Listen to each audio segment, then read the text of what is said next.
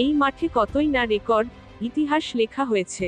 ওয়াংখেড়েতেই তো ভারতের সর্বশেষ ওয়ানডে বিশ্বকাপ জয়, সচিন টেন্ডুলকারের বিদায়ী ম্যাচ, বিরাট কোহলির 50তম ওয়ানডে সেঞ্চুরি, যা ভারতীয় ক্রিকেটের অনন্য সব ঘটনা মনে করিয়ে দেয়। এবার সেই ওয়াংখেড়ে স্টেডিয়াম নিজেই গড়ল নতুন রেকর্ড। মুম্বাই ক্রিকেট অ্যাসোসিয়েশন ওয়াংখেড়ের 50তম জন্মদিনে একটি বাক্য বানাতে ব্যবহার করেছে 14,505টি ক্রিকেট বল, যা গিনেস বুক অব ওয়ার্ল্ডে নতুন রেকর্ডে নাম লিখিয়েছে। ওয়াংখেড়েতে লেখা বাক্যটি ওয়াংখেড়েকে নিয়েই।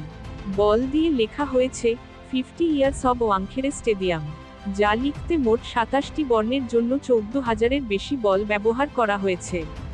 এতে সবচেয়ে বেশি বলে একটি বাক্যের রেকর্ড হয়েছে জানিয়ে মুম্বাই ক্রিকেট অ্যাসোসিয়েশনের প্রেসিডেন্ট অজিঙ্কা নায়েক বলেন, রোমাঞ্চের সঙ্গে ঘোষণা করছি, ওয়াংখেড়ে স্টেডিয়ামে 14,505টি সাদা ও লাল বল দিয়ে বানানো বাক্য গিনেস বুক অব রেকর্ডে জায়গা পেয়েছে।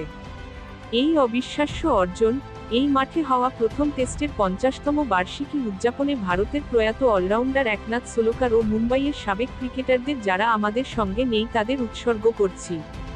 একনাথ সোলকার ভারতের হয়ে 28টি আন্তর্জাতিক ম্যাচ খেলেছেন। 1975 সালে হওয়া 23শে জানুয়ারি ওয়াংখেড়েতে শুরু হওয়া প্রথম টেস্টে ওয়েস্ট ইন্ডিজের বিপক্ষে সেঞ্চুরি করেছিলেন সোলকার। ওয়াংখেড়েতে প্রথম টেস্ট হওয়ার 12 বছর পর হয়েছে প্রথম ওয়ানডে অনুষ্ঠিত হয় 1987 সালে। প্রথম আন্তর্জাতিক টি-20 হয়েছে 2012 সালে।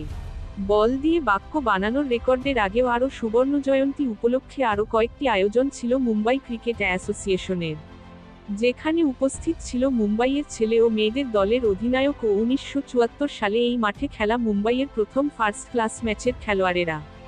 উদযাপনের অংশ হিসেবে 19শে জানুয়ারি ছিল প্রদর্শনী। সেদিন উপস্থিত ছিলেন সচিন টেন্ডুলকার, সুনীল গাভাস্কার, রবি শাস্ত্রী, রোহিত শর্মারা।